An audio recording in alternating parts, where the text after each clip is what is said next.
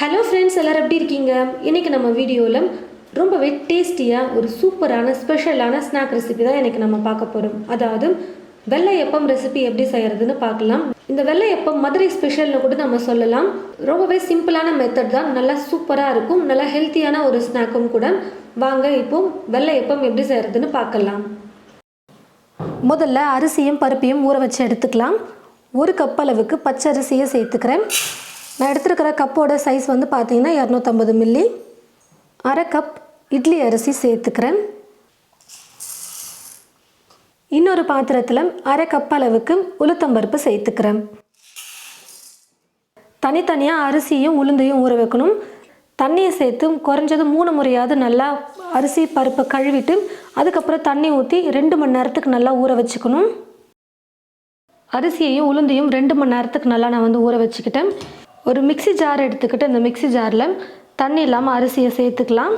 இப்போ ஒரு mixie jar எடுத்துக்கிட்டு அதில் ஊற வச்சுருக்கிற அரிசியை முதல்ல சேர்த்துட்டு அரைச்சி எடுத்துக்க போகிறேன். தண்ணி வந்து பார்த்தீங்கன்னா கொஞ்சம் கொஞ்சமாக சேர்த்து அரைச்சிக்கணும். முடிஞ்ச அளவுக்கு நல்லா கெட்டியாக இருக்கிற மாதிரி அரிசியையும் உளுத்தம்பருப்பையும் அரைச்சி எடுத்துக்கணும்.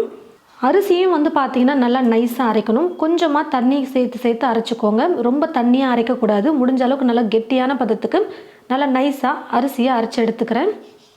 மாவு வந்து பார்த்தீங்கன்னா கொஞ்சமாக தண்ணியை சேர்த்து நல்லா நைஸாக வெண்ணெய் மாதிரி அரைச்சி எடுத்துக்கிட்டேன்.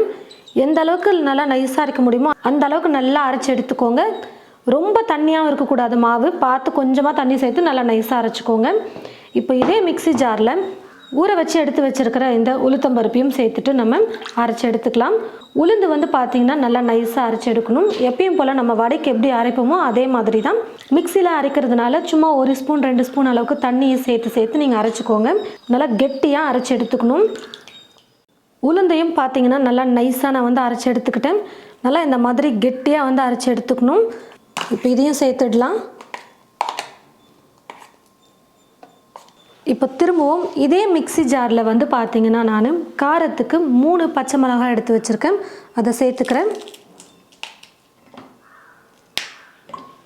1 டீஸ்பூன் மிளகு சேர்த்துக்கிறேன். கொஞ்சம் கொரகொரப்பாக இருக்கிற மாதிரி அரைச்சி எடுத்துக்கலாம். மிளகு பச்சை மிளகாவையும் நான் வந்து பார்த்திங்கன்னா கொரகொரப்பாக அரைச்சி எடுத்துக்கிட்டேன்.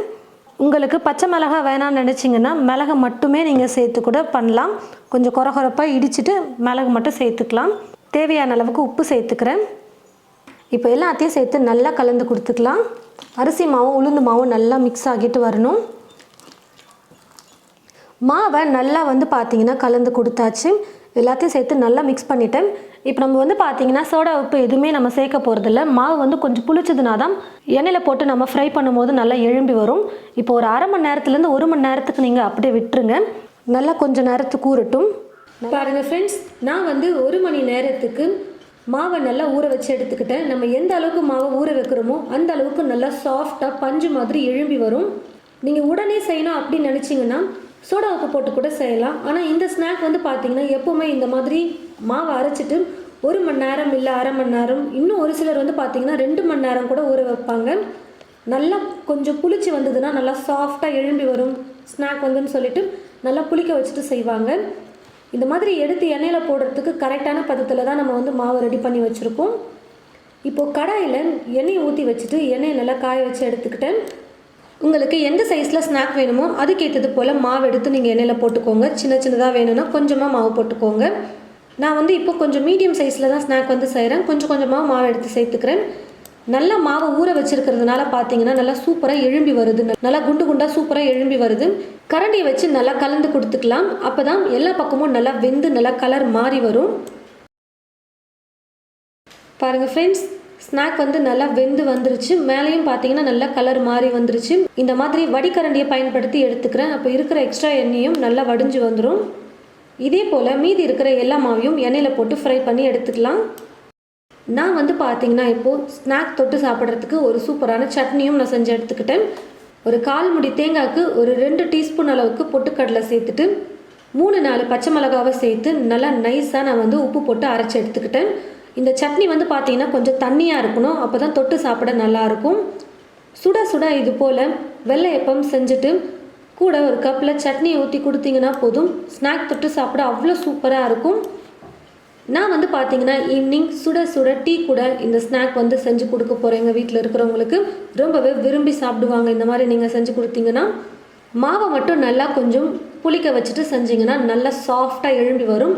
மாவை வந்து ரொம்ப நேரம் புளிக்க வைக்க டைம் இல்லை அப்படின்னு நினச்சிங்கன்னா நீங்கள் கூட சோடா உப்பு ஒரு 1/2 டீஸ்பூன் அளவுக்கு சேர்த்துட்டு செஞ்சிங்கன்னா நல்லா சாஃப்டாக எழும்பி வரும். இந்த ஒரு டிப்ஸை மட்டும் நீங்கள் கரெக்டாக ஃபாலோ பண்ணிட்டீங்கன்னா போதும்.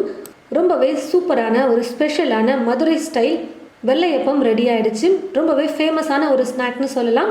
கண்டிப்பாக நீங்கள் உங்களுடைய வீட்டில் இது போல் வெள்ளையப்பம் செஞ்சு பார்த்துட்டு எப்படி இருக்குன்னு சொல்லிட்டு மறக்காமல் கமெண்ட் பாக்ஸில் வந்து கமெண்ட் பண்ணுங்கள். இந்த வீடியோவை மற்றவங்களுக்கும் ஷேர் பண்ணுங்கள். இது போல் நிறைய ரெசிபீஸ் பார்க்க தமிழ் ஃபுட் மசாலா சேனலை மறக்காமல் சப்ஸ்கிரைப் பண்ணிக்கோங்க. தேங்க்யூ.